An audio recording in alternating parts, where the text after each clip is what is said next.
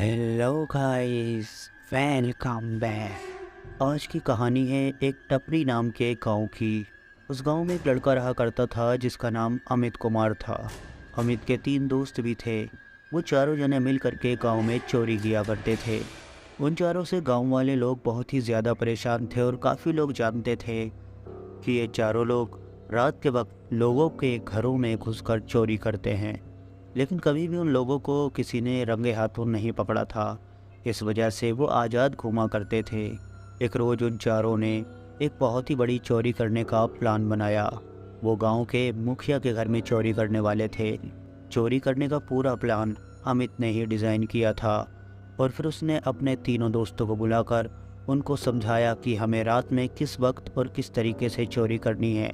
वो चारों लोग समझ चुके थे। अब वो वक्त आ चुका था कि जब उन चारों को चोरी करनी थी। आधी रात के वक्त अमित एक जंगल में पहुंच गया, जिस जगह से उन्हें प्लान के मुताबिक उस व्यक्ति के घर में घुसना था जहां से उन्हें चोरी करनी थी।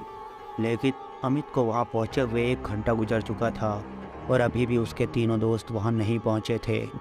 अब अमित समझ चुका था कि शायद वो तीनों लोग नहीं आएंगे और अमित को सिर्फ पैसा ही पैसा नज़र आ रहा था। इसीलिए अमित ने अब दूसरा प्लान बनाया कि अब वो अकेले ही उस घर में घुस करके चोरी करेगा। जब अमित उस घर के बहुत करीब पहुंच गया तो उसने देखा कि घर के अंदर एकदम सन्नाटा फैला हुआ है। चारों तरफ घनघोर अंधेरा था। उस समय गांव में लाइट भी नहीं हुआ करती थी। घर के अंदर सिर्फ 2 चिराग चल रहे थे, जिन दोनों चिरागों को अमित ने घर में घुस के बुझा दिया। चिराग बुझने के बाद घर में बहुत ही ज़्यादा अंधेरा हो चुका था। अमित को पता था कि उसे चोरी किस जगह से करनी है, इस वजह से अमित सीधा उसी कमरे में जाकर घुस गया। अमित ने अपने प्लान के मुताबिक उस घर से चोरी भी कर ली। उस घर से काफ़ी जेवर और काफ़ी पैसा अमित ने अपनी एक पोटली में भरकर अपनी कमर से बांध लिया। और उसके बाद अमित को अब उस घर से बाहर निकलना था, लेकिन अंधेरा बहुत ही ज़्यादा था। अचानक ही अंधेरे में किसी ने अमित का हाथ पकड़ लिया, लेकिन अमित एकदम चुपचाप रहा। वो कुछ भी नहीं बोला। उसने सोचा कि घर का ही कोई मेंबर होगा जिसने उसका हाथ पकड़ा है। अमित उसी जगह एकदम शांत खड़ा हो गया और वो सोचने लगा कि जिसने मेरा हाथ पकड़ा है वो बोल क्यों नहीं रहा। कुछ देर में उसे अपने हाथ पर कुछ रेंगता हुआ सा नज़र आया। अमित ने गौर से देखा तो उसके हाथ पर एक सांप लिपटा हुआ था। अमित चुपचाप उस सांप को लेकर ही घर से बाहर निकल गया और घर से बाहर निकलकर तुरंत ही सांप को बाहर फेंक दिया और अमित जंगल की तरफ जोरों से तोड़कर चला गया। अमित बहुत ही ज़्यादा खुश था क्योंकि वह चोरी कर चुका था। लेकिन अचानक ही मुखिया के घर से ज़ोर ज़ोर से चीखने की आवाज़ आने लगी। कोई चिल्ला रहा था कि घर में चोरी हो गई और गांव के काफ़ी सारे लोग जग चुके थे। इसलिए अमित ने सोचा कि चुपचाप उसे जंगल में ही बैठ जाना चाहिए। लेकिन वो जंगल उस गांव से बहुत करीब था। अमित समझ चुका था अगर ये लोग मुझे ढूंढने की कोशिश करेंगे तो इसी तरफ आएंगे। इसलिए जंगल के रास्ते से अमित जंगल के बहुत ही ज़्यादा बीचों बीच में पहुंच गया और वहां जा कर के वो एक पेड़ के सहारे लेट गया। अब अमित ने सोचा कि सुबह के वक्त यहाँ से उठ कर के अपने घर चला जाऊँगा। लेकिन फिर अचानक ही अमित ने देखा कि उसकी ओर कोई चलते हुए आ रहा है। अमित डर के मारे पेड़ के पीछे छुप गया। उसने सोचा कि गांव का कोई आदमी होगा। लेकिन जब गौर से अमित ने देखा तो उसकी ओर एक खूबसूरत लड़की चली आ रही थी। अमित ने इतनी रात में जंगल के अंदर इस लड़की को देखा। वो बहुत ही ज़्यादा हैरान हो गया कि जंगल में इतनी रात में ये लड़की क्या कर रही है। और देखते ही देखते वो लड़की अमित के बहुत ही ज़्यादा करीब आ गई। अमित ने उस लड़की से पूछा, सुनो, तुम इतनी रात में इस जंगल के अंदर क्या कर रही हो? वो लड़की अमित को देखकर मुस्कुराने लगी और कहने लगी, कुछ नहीं, मेरा घर यहीं है। तो अमित कहने लगा, इस जंगल के अंदर तुम्हारा घर है? उस लड़की ने कहा, हाँ, यहीं पर मेरा घर है। अगर तुम्हें देखना है तो मेरे साथ चलो। अमित ने उस लड़की से कहा, नहीं नहीं, मुझे नहीं देखना। लेकिन फिर वो लड़की अमित के पास आई और अमित का एक हाथ पकड़ा और कहने लगी, चलो मैं तुम्हें अपना घर दिखाती हूँ।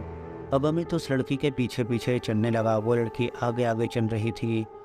काफ़ी दूर तक वो लड़की इसी तरह चलती रही एकदम चुपचाप। फिर एक जगह जाकर के वो लड़की रुक गई और अमित की तरफ बगैर पलटे एक गड्ढे की तरफ देखकर कहने लगी, यही मेरा घर है। अमित ने कहा, यहाँ तो मुझे कोई भी घर नज़र नहीं आ रहा।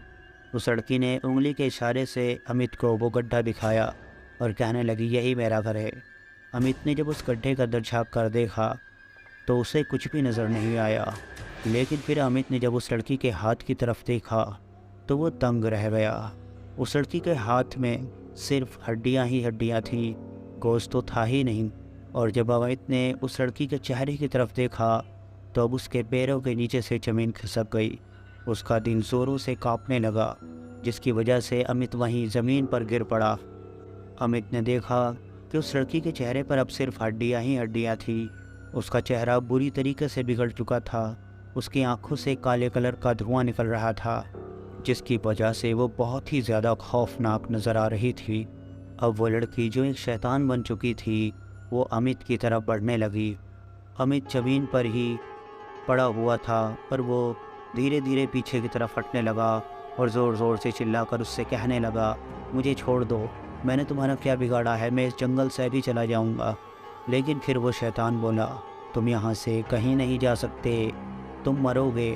ये कहते हुए उस शैतान ने अमित के बाल पकड़े और उसे खींचते हुए उस गड्ढे की तरफ ले गया।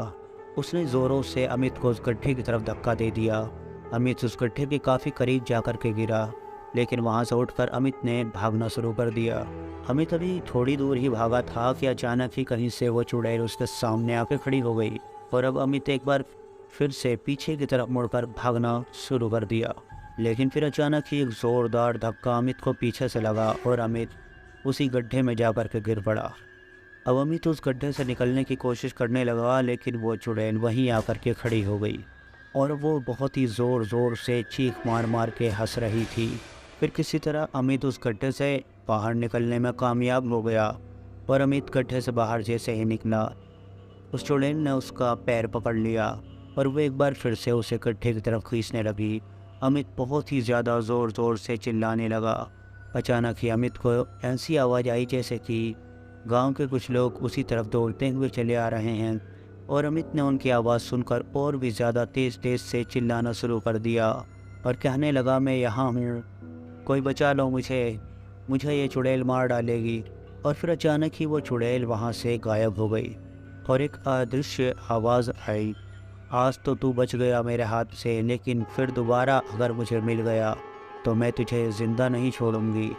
इतना सुनना था कि किसी तरह अमित वहाँ से खड़ा होकर के और लड़खड़ाते हुए चलने लगा और ज़ोर ज़ोर से चीखता चिल्लाता हुआ वो उन आदमियों की तरफ जाने लगा जो उसे लग रहा था कि गांव के लोग हैं। लेकिन फिर कुछ ही देर में कुछ लोग अमित के पास पहुंच गए और वाकई में वो सभी लोग गांव के लोग थे। अमित ने उन लोगों से उस चुड़ैल के बारे में बताया, लेकिन वो लोग तो कुछ और ही सुनना चाहते थे। उन लोगों ने जब अमित के कमर से बंधी हुई इस पोटली को देखा, जिसमें काफ़ी सारे पैसे और जेवरात थे, तो वो देखते ही समझ गए कि गांव में चोरी इसी ने की है। और अब वो लोग अमित को पकड़ के गांव ले गए। गांव में ले जाकर अमित को बहुत ही ज़्यादा मारा पीटा। लेकिन फिर उन लोगों ने बैठकर अमित की बात सुनी और अमित ने उस चुड़ैल के बारे में उन लोगों को बताया। फिर अमित ने मुखिया का सारा पैसा दे दिया और उसने कान पकड़ कर मुखिया से ये बात कही कि आज के बाद पूरी ज़िंदगी वो कभी भी चोरी नहीं करेगा। आज वो मौत के मुंह से बच कर के आया है। अब गांव के सभी लोगों ने अमित की बातों पर विश्वास किया और वो सभी लोग रात के वक्त उस जंगल की तरफ जाने से लोगों को रोकने के लिए एक बड़ा सा वहाँ पर बोर्ड लगाकर उन लोगों ने लिख दिया कि रात को 10 बजे के बाद कोई भी इस जंगल के अंदर नहीं जाएगा। इस तरह से गांव के लोगों को चोरियों से भी छुटकारा मिल गया और इससे पहले भी काफ़ी गांव के लोग उस जंगल में मारे गए थे। अब इस घटना के बाद से उस जंगल के अंदर लोगों ने जाना बिल्कुल बंद कर दिया और ये कहानी यहीं समाप्त हो जाती है। Thanks for watching, bye bye.